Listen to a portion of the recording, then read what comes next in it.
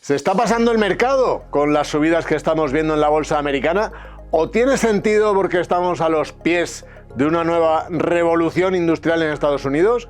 Lo vemos en este vídeo. Vaya año más espectacular en la rentabilidad de las acciones estadounidenses, si uno se va, por ejemplo, a Finet.com, entra en el ranking de fondos y va a las categorías de renta variable, verá que de las 7 u 8 más rentables en 2024, 5 o 6 son de renta variable estadounidense de distinto tipo. Growth, grandes compañías, medianas compañías, small caps, incluso value. Muchas de las compañías más rentables y por lo tanto de los fondos son de renta variable americana.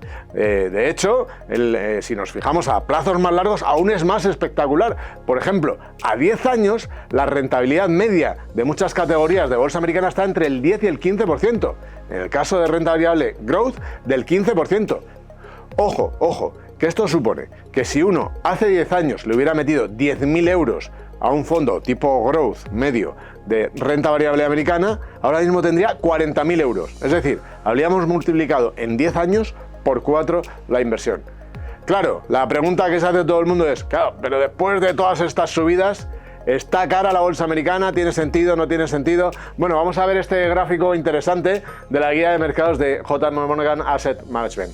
En el gráfico que podéis ver ahí en la parte de la derecha, en la línea gris, se ve la valoración del mercado estadounidense, el Standard & Poor's 500, el PER, que es una de las medidas habituales que se utilizan para ver si un mercado está caro o barato. Como podéis ver ahí, después de la última subida, está cerca de los máximos que tocó justo antes de la pandemia, pero no está muy lejos ya, como podéis ver ahí, no está nada lejos de los máximos de la burbuja.com. O sea que esto sí nos invitaría a la prudencia en teoría. Fijaos ahora en el otro gráfico, ¿no? Fijaos esa línea verde y la línea gris. Bueno, la línea verde representa a las 10 mayores compañías del Standard & Poor's 500. Como veis, está mucho más caro que la media, está cerca de los niveles de antes de la pandemia y todavía está un poco lejos de la burbuja.com.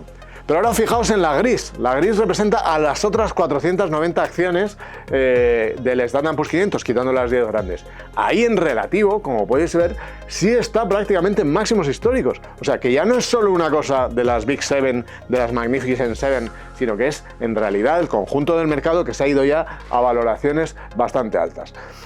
Claro, el punto aquí ¿cuál es? Esas valoraciones que se ha ido al mercado es porque descuenta un crecimiento de la economía y de los beneficios por encima, el mercado está descontando, de lo que lo hacen los analistas, que es en base a los que se hacen esos cálculos de valoración. Esto es lo que está pensando el mercado, que el crecimiento va a ser mayor de la economía y por lo tanto de los beneficios de las empresas. ¿Qué nos está diciendo ahora mismo los datos de economía? Vamos a verlo en este otro gráfico que podéis ver aquí. Este gráfico lo elabora la Fed de Atlanta y lo que hace es seguir, digamos casi en tiempo real, los datos económicos. Es decir, hace una especie de PIB en tiempo real. Ahí podéis ver cómo las últimas semanas, la línea verde, que es la que mide ese ratio, las últimas semanas se ha vuelto a acelerar el PIB en Estados Unidos. Se ha ido ya la estimación por encima del 3%, que como podéis ver, en comparación con la línea azul, es bastante más de lo que está esperando el mercado. Es decir, que sí está pasando que los datos de crecimiento están siendo mejores de lo que la media del mercado, que representa esa banda azul, está esperando. Y como veis, no se espera por ningún lado, no parece que se vea ninguna ralentización fuerte, ninguna desaceleración fuerte de la economía estadounidense, sino lo contrario, es decir, que no ha acabado de morir el ciclo económico anterior y ya estamos en el nuevo, ya estaríamos ahí viendo como ese crecimiento tan importante que hemos estado viendo. Me ha parecido muy interesante un artículo que he leído en Finet de Conor Fitzgerald, que es gestor de renta fija en Wellington Management, que dice, Conor, que podríamos estar a los pies de una nueva revolución industrial. ¿Por qué? Él cita 4 factores. El más evidente, el rápido desarrollo de la inteligencia artificial, que está disparando las inversiones en infraestructura tecnológica. Que le pregunten a Nvidia si no. El segundo, la desglobalización, que está haciendo que Estados Unidos acerque a casa mucha de la producción industrial que tenía afuera. Tercer punto, La creciente demanda de energía que en realidad provoca los dos puntos anteriores, es decir, se evidencia la necesidad de invertir en la electrificación de la red y en nuevas fuentes de generación de energía. Y por último, la revancha, como dice Fitzgerald, del gasto en activos físicos, tras un largo periodo de inversión más que insuficiente. Claro, hasta ahora se había invertido mucho, pero en lo que no era industrial, más en el terreno de las ideas, de la innovación, pero ahora es donde ve este gestor que vendría esa parte de la inversión industrial.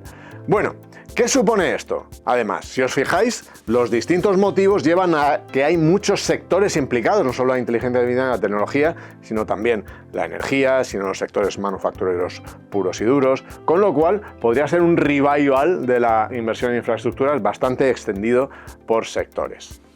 ¿Qué pasa aquí? Claro, ese mayor crecimiento, estas perspectivas de revolución industrial podrían ser muy interesantes, pero a mí me gustaría poner un punto de cautela, porque muchas veces cuando en los mercados se habla de nuevo paradigma, nueva revolución industrial, nuevo crecimiento inesperado y que cambia el modelo, muchas veces es sinónimo de que las valoraciones efectivamente están en niveles muy altos y ahí el mercado está descontando unas expectativas quizá excesivas para ese movimiento que puede venir. Además, tened en cuenta que estamos pintando este escenario sin tener en cuenta los riesgos geopolíticos que tenemos. Ya sabéis que China y Estados Unidos siguen con sus tensiones comerciales, o por ejemplo que en Europa volvemos a tener una fase de inestabilidad política y elecciones a la vista, tanto en Alemania como en Francia. Como dicen los expertos de Miralta Bank, el desafío de invertir en tiempos de incertidumbre es equilibrar las expectativas con la realidad del mercado, manteniendo siempre una visión a largo plazo. Desde esta casa nos aconsejan proteger nuestras posiciones en renta variable y bonos en esta parte del año, que será esencial para los rendimientos de los próximos años. ¿Cómo lo veis vosotros? No lo sé. ¿Cómo estáis viendo el mercado americano? Si lo tenéis en cartera, que imagino que sí, porque todos tenemos renta variable americana en cartera, ¿estáis cómodos con el peso que tiene ahora? ¿O viendo esos gráficos de las valoraciones estáis ahí en duda, ¿no? O por ejemplo, al ver los sectores, ¿tiene sentido que haya subido tanto la tecnología, tanto más que el resto de sectores y todos se van a beneficiar?